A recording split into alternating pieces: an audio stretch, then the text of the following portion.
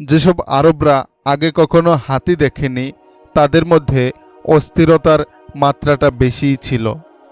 তাদের শোরগোলের দিকে মন দিও না, মুসান্না তার বাহিনীকে বললেন। এই হল্লা তাদের কাপুরুষিত কৌশল। তোমরা নীরব থাকো, পরস্পর কথা বলতে চাইলে ফিসফিসিয়ে বলো। ইসলাম আরবদের মুহাফেজরা, হাতিকে ভয় পেও না। হাতির হাওদার রশিগুলো কেটে দেবে, হাতির সুরগুলোও কাটার চেষ্টা করবে। পারসিকদের ফৌজের মধ্যবাহিনী আস্তে আস্তে অগ্রসর হতে লাগলো। মুসলমানদের রীতি ছিল প্রথম 3 বার নারা স্লোগান লাগাবে। প্রথম নারায় সৈন্যরা তৈরি হয়ে যাবে, দ্বিতীয় নারার পর হাতিয়ার প্রস্তুত করবে, তৃতীয় নারার পরই হামলা শুরু করবে। পারসিকদের অগ্রসর হতে দেখে মুসান্না নারা লাগালেন, আল্লাহু আকবার। ফার্সি জেনারেল মুসলমানদের এই পদ্ধতি সম্পর্কে জানত, তাই দ্বিতীয় ও তৃতীয় নারার সুযোগ না দিয়ে মুসলমানদের উপর হামলার হুকুম করল। তাদের মূল বাহিনী হামলার জন্য দ্রুত অগ্রসর হতে লাগল।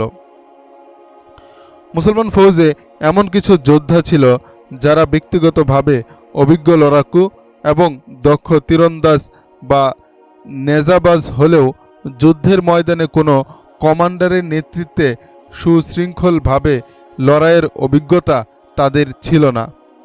উভয় ফৌজের মধ্যে অধিক ব্যবধান থাকায় পারসিকদের হামলাকারী মূল বাহিনী তখনও কিছুটা দূরে ছিল।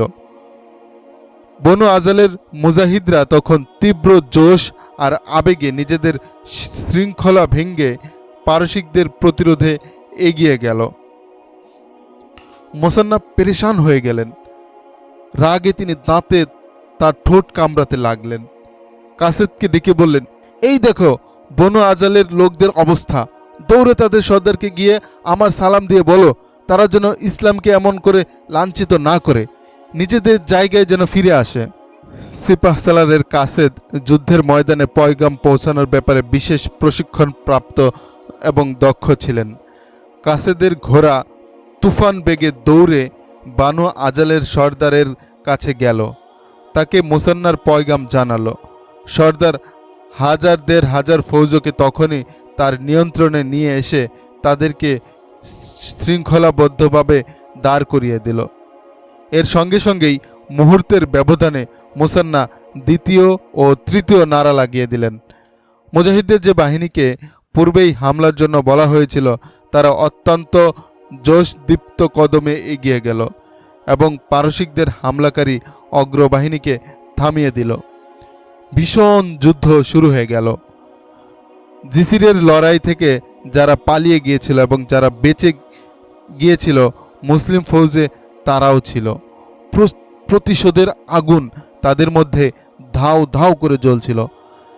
এছাড়াও তারা যে জুবদিল নয় এটা প্রমাণ করারও মোক্ষম সুযোগ এসে গিয়েছিল। ভয় ছিল হাতির।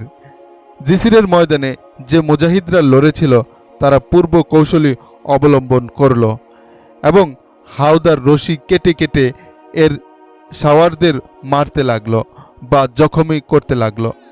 অবশ্য এজন্য কিছু কিছু মুজাহিদ হাতির তলায় পড়ে পিষ্ট বা জখমি হলো।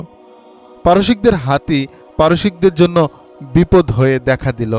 আর যেসব আরবরা প্রথমবার হাতি দেখেছিল তাদের মনে হাতির ভয় ঢুকে যাওয়াতে হাতিকেই তারা প্রধান শত্রু মনে করে হাতির উপর তুফান হয়ে হামলে পড়ল। মুসান্না দেখলেন ফার্সিরা সংখ্যায় কয়েক গুণ বেশি, তাই তিনি তাদের মাঝখানে ঢুকে হামলা করে তাদেরকে ছত্রভঙ্গ করে দিতে চাইলেন। 2 খ্রিস্টান সর্দার আনাস বিন হেলাল ও ইবনে মারুয়াকে তার কাছে ডাকলেন।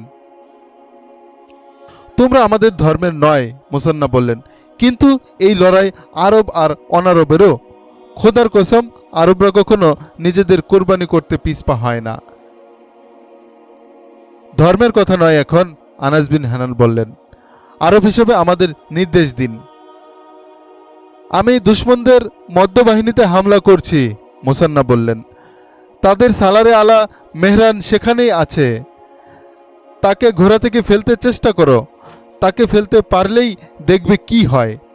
তার সমস্ত ফৌজও ভাগো ভাগো রব পড়ে যাবে। তোমরা তোমাদের ফৌজ নিয়ে তোমার ডানে বামে থাকবে। মেহরানের মুহাফিজ ফৌজের উপর আমি হামলা করলেই তোমরা ডান ও বাম দিক থেকে হামলা করে বসবে। মুসান্না তার মূল বাহিনী নিয়ে মেহরানের মূল বাহিনীর উপর হামলা করে বসলেন। মেহরান শাহী জেনারেল ছিল। তাকে ঘোড় সাওয়ার ও হাতি বহরের মুহাফিজরা দুর্ভেদ্য প্রাচীরের ভেতর হেফাজত করছিল। তাকে মারা ও তার ঝান্ডা ফেলে দেওয়া প্রায় অসম্ভবই ছিল। মুসান্নার হামলা এত তীব্র ছিল যে মেহরানের মুহাফিজ বাহিনীর দুর্ভেদ্য প্রাচীর না ভাঙলেও মুসান্না তার খ্রিস্টান সঙ্গী ফৌজরা তাদেরকে প্রায় ধাক্কিয়ে পারসিকদের দক্ষিণ বাহুতে নিয়ে গেলেন। এতে পারসিকদের ডান বাহুর শৃঙ্খলা ভেঙে গেল। ফার্সিদের এক জেনারেল যখন দেখল মুসলমানরা মেহরানকে বড় ভয়ঙ্কর বেষ্টনীতে ফেলে দিয়েছে, তখন সে তার মূল বাহিনী নিয়ে মুসলমানদের উপর ভেঙে পড়ল। উভয় ফৌজের মূল বাহিনীর মুখোমুখি সংঘর্ষ ছিল এক ভয়াবহ দৃশ্য। আক্রমণের প্রচণ্ডতায় হাতি আর ঘোড়াগুলো উন্মাদ প্রায় হয়ে উঠল। তাদের কারণে যেন ময়দানে ধূলিঝড় উঠল। কোনো পক্ষই দেখতে পাচ্ছিল না কে কোথায় আছে এবং লড়াইয়ে কারা সুবিধাজনক অবস্থায় রয়েছে। মুসান্না এবার অভিজ্ঞতার ভিত্তিতে তার ফৌজকে পিছু হটাতে শুরু করলেন। পিছু হটে তিনি দেখলেন পারসিকদের ডান বাহু বিশৃঙ্খল হয়ে পড়েছে আর মূল বাহিনী নতুন করে আবার একত্র হচ্ছে। মুসান্না আর সুযোগ দিলেন না। পারসিকদের উভয় বাহিনীর উপরই অতর্কিত হামলা করে বসলেন। যেসব হাতে আহত হয়েছিল এবং যেগুলোর হাওদা পড়ে গিয়েছিল সেগুলো নিজেদের ফৌজদেরই পিষতে লাগলো। আর মুসান্নার এই বুলন্দ আওয়াজ বারবার শোনা যাচ্ছিল, ইসলামের চানবাজরা, তোমরা আল্লাহকে সাহায্য করো, আল্লাহও তোমাদেরকে সাহায্য করবেন। পারসিকদের ডান বাহুর বুহ এমনভাবে ভেঙে গেল যে তারা আর ময়দানে দাঁড়িয়ে থাকতে পারল না। নৌকার পুলের দিকে পালাতে শুরু করলো। এই প্রান্তের মুসলমানরা পলায়নপর পারসিকদের এমন প্রচণ্ড চাপে হামলা করতে করতে নদীর দিকে নিয়ে গেল যে ফার্সিরা নদীতে লাফিয়ে পড়তে শুরু করলো। মুসান্না তার সংরক্ষিত বাহিনীকে এই হুকুম দিয়ে দ্রুত পুলের দিকে পাঠিয়ে দিলেন যে পুলের রাস্তা বন্ধ করে দাও, কোনো ফার্সিকে পালাতে দিও না, আর কাউকে জীবিত পাকড়াও করবে না, সবগুলোকে খতম করে দাও। যারা নদীতে লাফিয়ে পড়বে তীর দিয়ে তাদেরকে শেষ করে দাও। লড়াইয়ে কোনো পক্ষের ফৌজের কোনো অংশে পালানোর মরক লাগে, তবে এর প্রভাব সারা ফৌজে ছড়িয়ে পড়ে। পারসিকদেরও ডান বাহুর সৈন্যরা যখন পালাতে শুরু করলো তখন অন্য অংশের সৈন্যদের মনোবলও ভেঙে পড়তে লাগলো। কিন্তু তাদের কমান্ডার মেহরান তখনও জীবিত ছিল, তার ঝান্ডাও বুলন্দ ছিল। মুসান্না তার পুরো লস্করকে পিছনে হটিয়ে নিলেন এবং অতি দ্রুত তাদেরকে শৃঙ্খলাবদ্ধ করলেন। মুসলমানরা যখন দেখল পারসিকদের সমস্ত হাতিবহরই জখমি হয়ে এদিক ওদিক ছুটছে এবং নিজেদের ফৌজকে সুশৃঙ্খল হতে দিচ্ছে না এবং ময়দানের এদিক ওদিক লাশের স্তূপ পড়ে আছে, তখন মুসলমানদের ক্লান্তি দূর হয়ে গেল এবং লড়াইয়ের জজবার নতুন উদ্যমে বলিয়ান হয়ে উঠল। ওদিকে পুলের কাছে পারসিকদের লাশের লাইন লেগে গিয়েছিল। নদীতে যারা লাফিয়ে পড়েছিল মুসলমানদের তীরের আঘাতে নদীতেই তাদের সলিল সমাধি হয়ে গেল এবং সাঁতার না জানার কারণে ডুবে মরল। মুসান্নার চোখে বিজয়ের ফলক ধরা পড়লেও পারসিকদের সংখ্যা মুসলমানদের চেয়ে ৫-৬ গুণ বেশি ছিল। তিনি বুঝতে পারলেন পারসিকদের মনোবল ভেঙে গেলেও তারা ময়দানে শুধু এজন্যই লড়ছে যে তাদের কমান্ডার মেহরান এখনও বহাল তবিয়তে আছে এবং তার ঝান্ডাও সমুন্নত। মুসান্না আরেকবার গর্জে উঠলেন, নিজেদের ঝান্ডা সমুন্নত রাখো আর তোমাদের মাথা সমুন্নত রাখবেন। মুসান্না আরেকবার গর্জে উঠলেন, নিজেদের ঝান্ডা সমুন্নত রাখো, আল্লাহ তোমাদের মাথা সমুন্নত রাখবেন। মুসান্না এবার যে হামলা করলেন তা ছিল অসম্ভব তীব্র। ফার্সিরা ততক্ষণে হাতিবহরের প্রাচীর থেকে বঞ্চিত হয়ে গিয়েছিল, তবুও তারা একত্রিত হয়ে মোকাবেলা করল। কিন্তু মুসলমানরা এই যুদ্ধে লড়াইয়ের সব নিপুণতা প্রয়োগ করেছিল। মুসান্নাও এত বিশাল ময়দানে দৌড়ঝাঁপ করে যেমন নেতৃত্ব দিয়েছেন, তেমনি সিপাহীদের মধ্যে লড়েছেনও। এর সামনে পারসিকরা আর কতক্ষণ দাঁড়াতে পারবে? মুসান্না বানু বকরের লোক ছিলেন। তার ভাই মাসুদ তারই অধীনস্থ সালার ছিলেন। মাসুদ তার কাবিলার মুজাহিদদের বলেছিলেন, তোমরা যদি আমাকে জখমি হয়ে পড়ে যেতে দেখো তবুও লড়াই থামাবে না, নিজেদের জায়গায় অটল থাকবে এবং দুশমনের পাওনা মিটিয়ে দেবে। মাসুদ একথা বলার পরই মুসান্না হামলার হুকুম দিয়েছিলেন। মুসান্নার ভাই মাসুদ তখন পারসিকদের সৈন্য সারি ভেদ করে গিয়ে হামলা চালালেন। তার তলোয়ার যেদিকে ঘুরছিল সেদিকেই পারসিকদের লাশ দেখা যাচ্ছিল। অবশেষে তিনি এমন দুটি আঘাত খেলেন যে গভীরভাবে জখমি হয়ে পড়লেন, কিন্তু পড়তে পড়তেও নিজেকে সামলে নিয়ে বড়ই বুলন্দ আওয়াজে বললেন, হে বানু বকরের সন্তানরা, নিজেদের ঝান্ডা বুলন্দ রাখো, আল্লাহ তোমাদের বুলন্দ রাখবেন। খবরদার আমার মৃত্যুতে ভীত হয়ে মন ভেঙে বসে পড়ো না। একথা বলে মাসুদ ঘোড়াটি সামান্য পিছিয়ে আনলেন এবং ঘোড়া থেকে পড়ে গেলেন। মুসান্না দেখেই সঙ্গে সঙ্গে সেখানে পৌঁছলেন এবং ঘোড়া থেকে নেমে তার ভাইকে উঠিয়ে পেছনে এক স্থানে শুইয়ে দিলেন। মাসুদ ততক্ষণে শাহাদতের শরাব পান করে ফেলেছিলেন। মুসান্না দৌড়ে গিয়ে লাফিয়ে ঘোড়ায় সাওয়ার হলেন এবং গলা ভেঙে ঘোষণা করলেন, বনু বকরের সন্তানরা, আমার ভাই শহীদ হয়েছেন, কিন্তু তোমরা ভেঙে পড়ো না। আত্মমর্যাদার অধিকারীরাই এভাবে জান কুরবান করে দেয়। তোমাদের ঝান্ডা সমুন্নত রাখো। মুসান্না অন্যদিকে গিয়ে দেখলেন খ্রিস্টান সর্দার আনাস বিন হেলাল তার ভাই মাসুদ ইবনে হারিসার মতোই জান্তর লড়াই করছেন, কিন্তু এক ফার্সি পেছন থেকে বর্ষা দিয়ে তার পিঠে পরপর 3 বার গেঁথে দিল এবং বের করে নিল। আনাস ইবনে হেলাল ঘোড়া থেকেই নিষ্প্রাণ হয়ে পড়ে গেলেন। মুসান্না তেজ দৌড়ে সেই ফার্সিকে এক কোপে জাহান্নামে পাঠিয়ে দিলেন। মুসান্নার মুহাফিজরাও আশেপাশের সবগুলো পারসিক সৈন্যকে খতম করে দিলেন। মুসান্না ঘোড়া থেকে নামলেন। তার মুহাফিজ ফৌজও তাকে বেষ্টনীতে রাখল। তারপর মুসান্না তার ভাইয়ের লাশ যেমন পরম মমতায় ও শ্রদ্ধায় ওঠালেন, তেমন মমতা মর্যাদায় ওঠালেন আনাস বিন হেলালকে এবং পেছনে সরে এসে তার ভাইয়ের লাশের সঙ্গেই তাকে শুইয়ে দিলেন। পারসিকদের প্রতিরোধের ক্ষমতাও খতম হয়ে গিয়েছিল। বিক্ষিপ্তভাবে তারা লড়ছিল, প্রত্যেকেই জান বাঁচিয়ে পালানোর জন্য লড়ছিল, কিন্তু তাদের পিছু হটার জন্য পেছনের জমিনও সংকীর্ণ হয়ে গিয়েছিল। নদীতে লাফিয়ে পড়তেও তারা ভয় পাচ্ছিল, সেখানেও মৃত্যু দূত দাঁড়ানো ছিল, আর পুল তো মুজাহিদদের দখলেই ছিল। মেহরানের ঝান্ডা তখনও উঁচুই ছিল। মুসান্না হুকুম দিয়ে যাচ্ছিলেন কোনো ফার্সিকেই যেন জীবিত রাখা না হয়। হঠাৎই মেহরানের ঝান্ডা পড়ে গেল এবং মেহরান ঘোড়া থেকে পড়েই শেষ হয়ে গেল। তখনই একটা আওয়াজ শোনা গেল, আমি বনু তাগলিবের জোয়ান যে আজকের ফার্সি সেনাপতিকে কতল করে দিয়েছে। খ্রিস্টান গোত্র বনু তাগলিবের এই যুবক মেহরানের ঘোড়ার উপর চড়ে বসল এবং সারা ময়দানে দৌড়াতে দৌড়াতে বলতে লাগলো, আমি আজমের সালারকে কতল করে দিয়েছি। না, পারস্যের ঝান্ডা কখনো গড়িয়ে পড়তে পারে না। এটা ছিল কোনো ফার্সি সর্দারের আওয়াজ। সে তার ঝান্ডা বুলন্দ করে রেখেছিল। সঙ্গে সঙ্গে আরেকটি আওয়াজ শোনা গেল, না, পারস্যের ঝান্ডা আর বুলন্দ হবে না। এ ছিল এক মুজাহিদের আওয়াজ।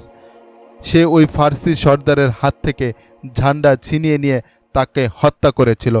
তার ঘোড়া ছুটছিল, ফার্সির ঝান্ডা মাটিতে লুটাচ্ছিল। সেও ঘোষণা করল, আমি সুহাইব সাকাফি, এই নিন ঝান্ডা। এই বলে সে মুসান্নার কাছে এসে পারসিকদের ঝান্ডা তার পায়ে নিক্ষেপ করল। তারপর যা হলো তা ছিল এক কথায় গণহত্যা। প্রায় কোনো পারসিক সৈন্যই বাঁচতে পারেনি। যুদ্ধ শেষে মুসলমানরা তাদের সঙ্গীদের লাশ উঠিয়ে উঠিয়ে দাফন করল, কিন্তু পারসিকদের লাশ শিয়াল কুকুর ছাড়া আর কেউ ওঠানোর জন্য রইল না। বুয়ুবের লড়াই শেষ হওয়ার পর মুসান্না তার সালার ও সর্দারদের মাহফিলে বলেছিলেন, ইসলাম গ্রহণের পূর্বে আমি আজমিরের বিরুদ্ধে আরও কয়েকটি লড়াইয়ে অংশ নিয়েছিলাম। তখন 100 আজমি 1000 আরবির জন্য যথেষ্ট ছিল, আর ইসলাম গ্রহণের পর দেখছি 1 আরব 1000 আজমির জন্য যথেষ্ট। আল্লাহ তাআলা পারসিকদের সেই দাপট খতম করে দিয়েছেন। তাদের শান শৌকত, জাঁকজমকপূর্ণ সৈন্যবহর, একই ধরনের হাজারো বিষ মিশ্রিত বর্ষা এবং তোমাদের চেয়ে কয়েক গুণ বেশি ফৌজকে, তাই তোমরা ভয় পাও না। তাদের সেই দাপট হারিয়ে তারা এখন চতুষ্পদ জন্তুর মতো হয়ে গেছে। তোমরা যেদিকে ইচ্ছা হাঁকিয়ে নিয়ে যাও ওদের। বুয়ুবের যুদ্ধ শেষে মুসান্না তার ভাই মাসউদ ও খ্রিস্টান সর্দার আনাস বিন হেলালের লাশের উপর পড়ে কাঁদতে কাঁদতে বেসামাল হয়ে যাচ্ছিলেন। এক সালার তখন এগিয়ে এসে তাকে উঠালেন এবং জড়িয়ে ধরলেন। খোদার কসম, মুসান্না বললেন, তখনও তার কান্নার রেশ যায়নি। এটা ভেবে আমার দুঃখ সত্যিই কমে আসে যে এরা দুজনে বুয়ুজের যুদ্ধে লড়েছেন, অটল থেকেছেন, চরম বীরত্ব দেখিয়েছেন, ভয় পাননি, জুবদিল দেখাননি এবং শহীদ হয়েছেন। আর শাহাদাত তো গুনাহের মাফকারীরই হয়। কোথায় সেই খ্রিস্টীয় বাঘ যে ফার্সি সিপাহ সালারকে হত্যা করেছে? মুসান্না ঘোষণা করলেন। আর কোথায় সেই মুজাহিদ যে এক ফার্সি সর্দারকে হত্যা করে মেহরানের পরে থাকা ঝান্ডা উঠিয়ে আমার সামনে এনে নিক্ষেপ করেছিল? দুজনকেই ডাকা হলো। হে আরবের সিংহ, মুসান্না খ্রিস্টান যুবককে বললেন, যদি আমার ধর্ম অনুমতি দিত তবে তোমাকে এই জায়গির পুরস্কার দিতাম। তুমি শুধু ফার্সি সিপাহ সালারকেই হত্যা করনি, তুমি পারসিকদের অহংকার আর অহমিকার মস্তকটাই কেটে দিয়েছ। ইসলাম জায়গির দানের অনুমতি দেয় না। এই জমিন আল্লাহর, তার হুকুম হলো তার প্রতিটি বান্দাই এর সমান অধিকারী। আপনাদের এবং আমার নিজের ধর্মের ব্যাপারে আমার কোনো আগ্রহ নেই, সিপাহ সালার, খ্রিস্টান যুবক বলল। আমি আরবের পতাকা সমুন্নত রাখার জন্যই আমার জানবাজি রেখেছিলাম।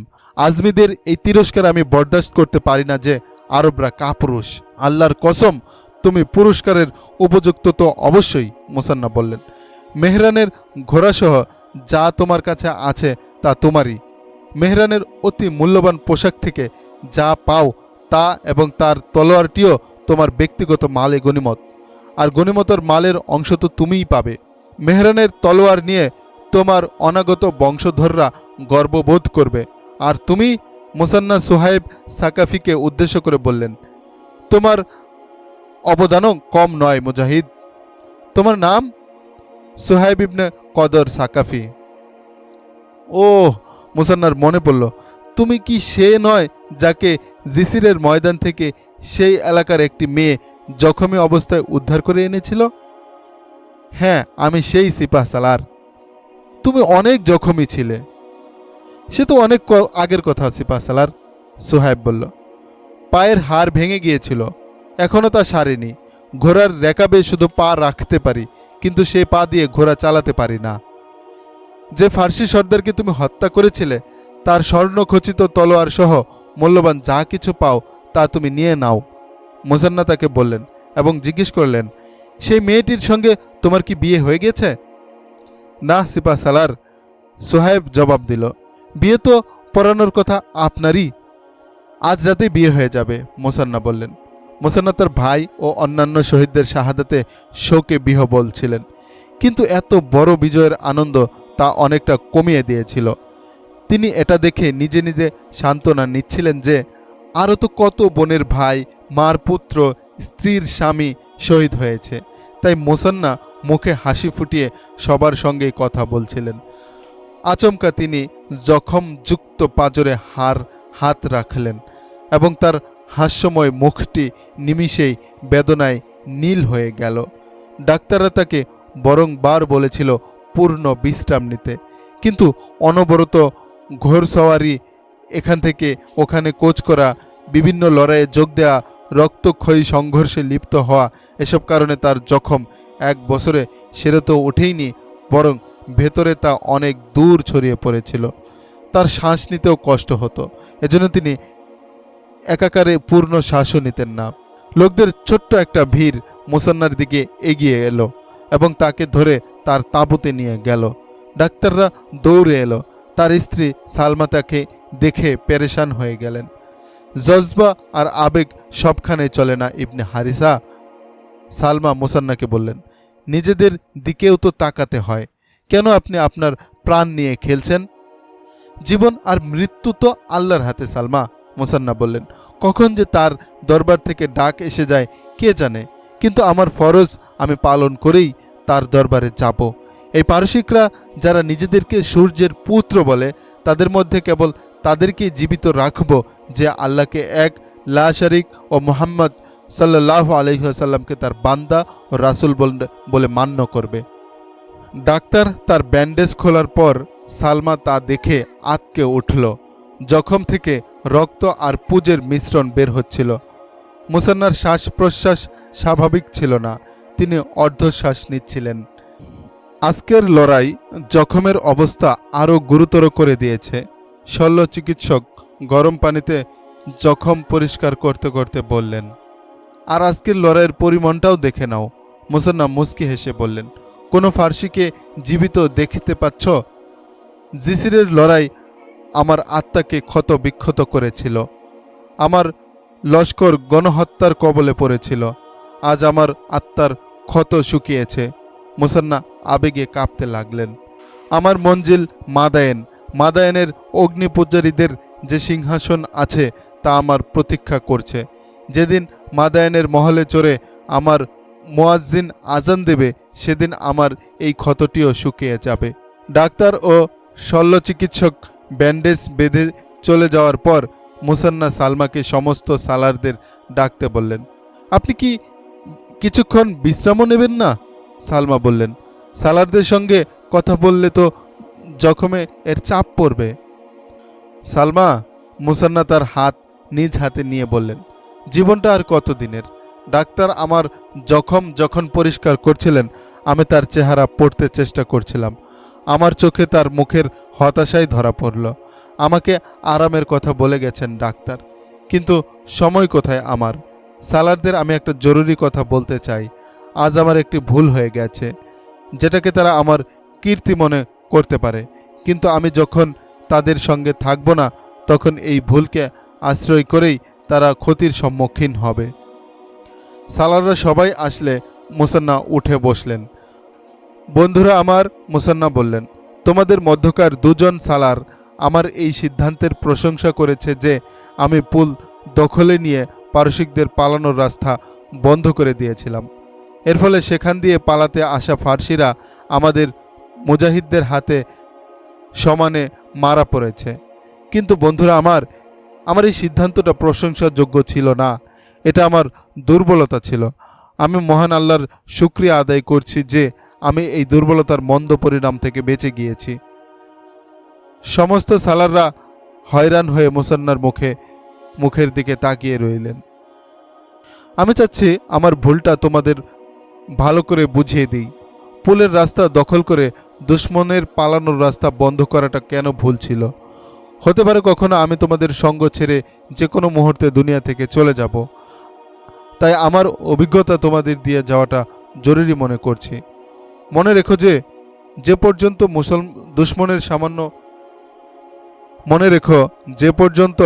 দুশ্মনের সামান্য শক্তিও অবশিষ্ট থাকবে, সে পর্যন্ত দুশ্মনের কোনো দলকেই আমার মতো পথ আগলে বাধা দেবে না। এতে দুশ্মন আহত সিংহের মতো প্রচণ্ড ক্রোধ নিয়ে হামলা করে বসবে। তোমরা কি দেখনি, মুজাহিদরা যখন পুলের ধারে পারসিকদের ঘেরাও করে কাটতে শুরু করলো, তখন মেহরানের তাজাদম দলটি তোমাদের ওপর 4 দিক থেকে হামলা করেছিল। তোমরা এটাও দেখেছ পারসিকরা পূর্ব থেকে আরও অধিক জানবাজ হয়ে লড়ছিল। আল্লাহর কসম, আমি আশঙ্কা করছিলাম আমরা বুঝি হেরে গেলাম। আমরা যে জিতে গেছি এটা তো আল্লাহর মেহেরবানি। আমি আমার ভুল স্বীকার করছি। তোমরা কেউ কখনো এ ধরনের ভুল করো না। দুশমনের পালানোর পথে তখন বাধার সৃষ্টি করবে যখন দেখবে তাদের দম খতম হয়ে গেছে এবং তারা তখন পরপর অবস্থায় পড়ে গেছে। মালে গনিমত খুব তাড়াতাড়ি একত্রিত করতে হবে।